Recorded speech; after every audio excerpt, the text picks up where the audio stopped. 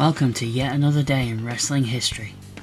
On August 3rd, 1997, WWF presented Summerslam from East Rutherford, New Jersey, in front of 20,000 fans. The show was subtitled Heart and Soul.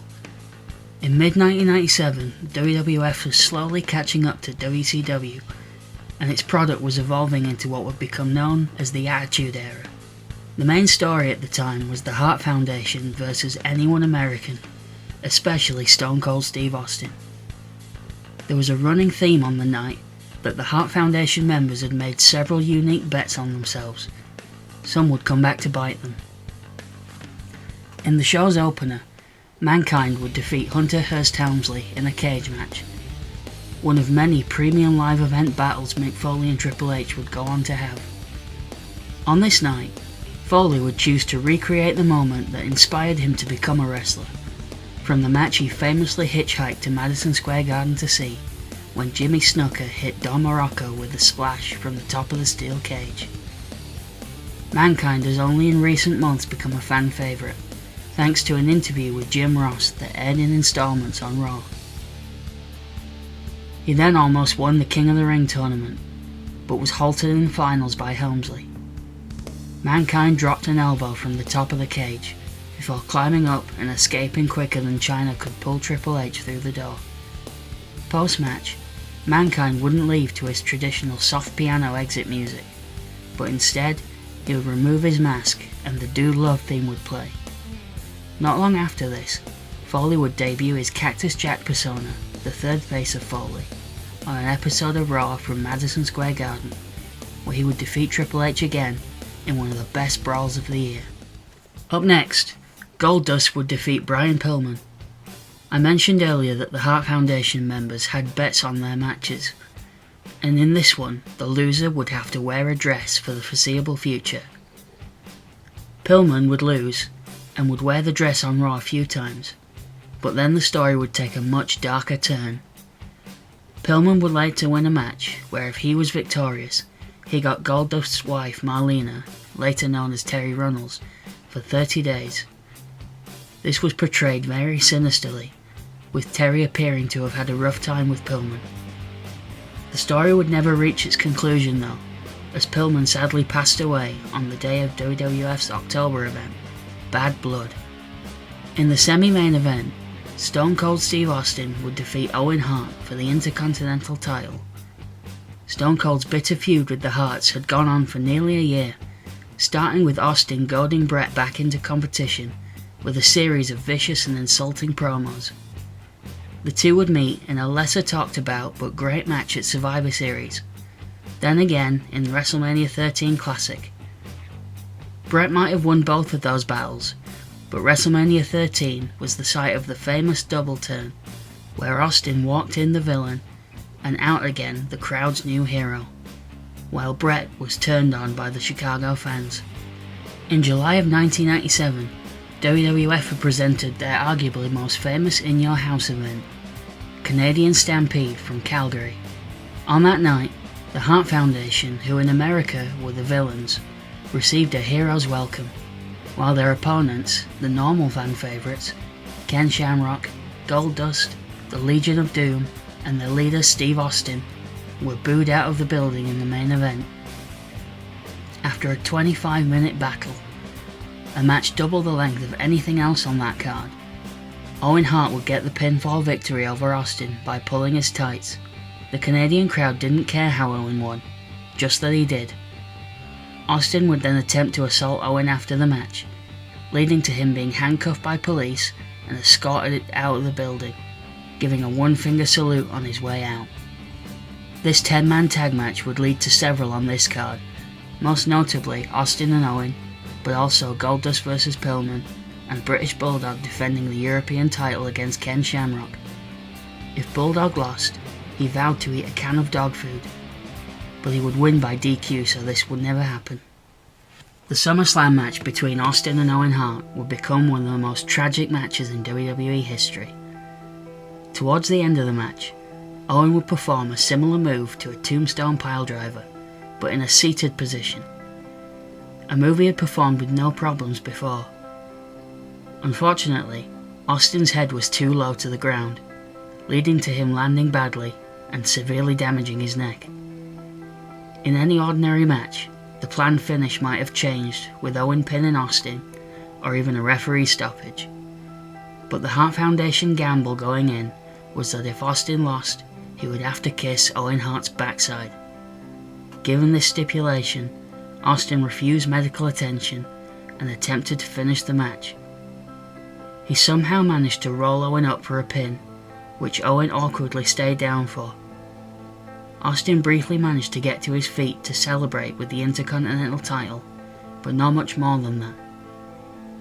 Being one of WWE's hottest stars at the time, Austin would barely miss a Raw, taking every opportunity to play into his character of wanting to fight, but those in authority wouldn't let him.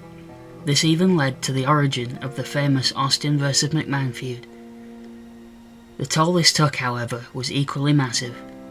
The injury Steve Austin sustained on this night shortened his career by many years, and Steve never forgave Owen for that in his lifetime. The episode of Raw following Owen's tragic death ended with Steve Austin raising a toast to his colleague, which is the closest we would ever see to a resolution between these two legends. In the main event, Bret Hart would win his final WWE World Championship, in controversial fashion defeating The Undertaker. The referee for this match was another of Hart's heated rivals, Shawn Michaels. The bet Hart placed on this match was that if he didn't win the title, he would never again wrestle on US soil. Shawn Michaels swore that going into this match he would be a fair and balanced referee, but with his history of Bret and the attitude he'd been showing lately, that seemed doubtful. As I watched Undertaker walk to the ring, the strangeness of this situation finally dawned on me. You have one of the biggest main events of the year for the world title, but the champion feels almost secondary to the story between the challenger and the referee. This would be strange in any event, but it's happening at Summerslam. Before the opening bell, Bret takes advantage of Shawn presenting the title to him, as a referee normally does, by grabbing it and hitting Undertaker. He then continues by pulling Taker's long coat over his head and continuing the attack. The action between Taker and Hart is good, but it's very hard to not pay attention to Shawn also. When you can't see him, you can hear his gravelly voice barking instructions to either man. Every time he gets too close to the action, Undertaker gives him a death glare and he backs away.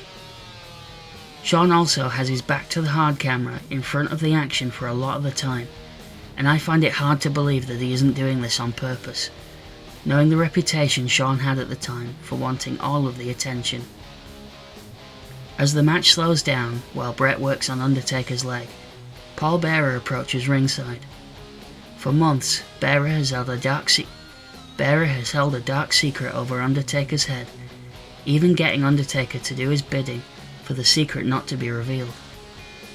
Once Undertaker couldn't take this anymore, Bearer revealed that his brother Kane is alive, and that someday he would be back for revenge, though that wouldn't take place until October. As Undertaker lays in a figure 4 leglock, the sight of his former manager makes the dead man seethe in anger. As soon as he gets out of the hold, he exits the ring and blasts Bearer with a punch. This distraction allows Bret to maintain control as he attacks from behind. In case we dare forget about Shawn Michaels for a moment, Bret uses his ring post figure 4 on Taker so that Michaels can count to disqualify Hart. This is a correct call as the move is technically illegal, and it leads to a cleverly built moment later in the match. Next, Brian Pillman and Owen Hart come down to the ring, and they too get the wrath of Taker, as he goes outside and attacks them too. Undertaker enters the ring again and hits a chokeslam on Bret, but Michaels is not there to count the pin, as he's still busy ejecting Pillman and Hart from ringside. By now the story of the match is becoming that Shawn is trying to be fair, but he's making mistakes along the way, and not making any friends in the process. Finally, the match slows down and becomes a WWE pay-per-view main event, with several minutes of Bret and Taker trading turns at being on offense, and Michaels being an impartial referee.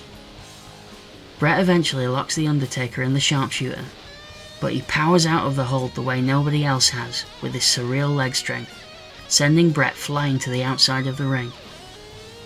This would also contribute to the end of the match, as Bret attempts to use the sharpshooter again, this time using the ring post. Just like in the figure 4 moment earlier, Shawn goes to the outside to count Bret for a DQ, but Taker uses his previously shown leg strength to power out, this time causing Bret to fall out of the ring, landing on Shawn Michaels. Knowing the referee is down, Bret grabs a chair and blasts Undertaker with it. Shawn confronts Bret with the chair, takes a swing at him in rage, and misses and blasts the Undertaker himself. He now has no choice but to count the pinfall for Bret, knowing that he accidentally cost the Undertaker the win. Michaels leaves immediately with Undertaker in pursuit, while the fans throw trash in the ring at their new champion. Over the following weeks, Undertaker would stop at nothing till he got revenge on Michaels, with Michaels escaping at every turn. This would eventually lead to one of WWE's most famous creations, Hell in a Cell, a cage with a roof that Michaels would not be able to escape from. Bret would remain champion until November, in a match you might have heard of. The Summerslam match is filled with interference and drama, but this night would set the stage for the events to come between now and Montreal. Thank you for watching yet another wrestling channel. If you enjoyed this, please comment, like or subscribe.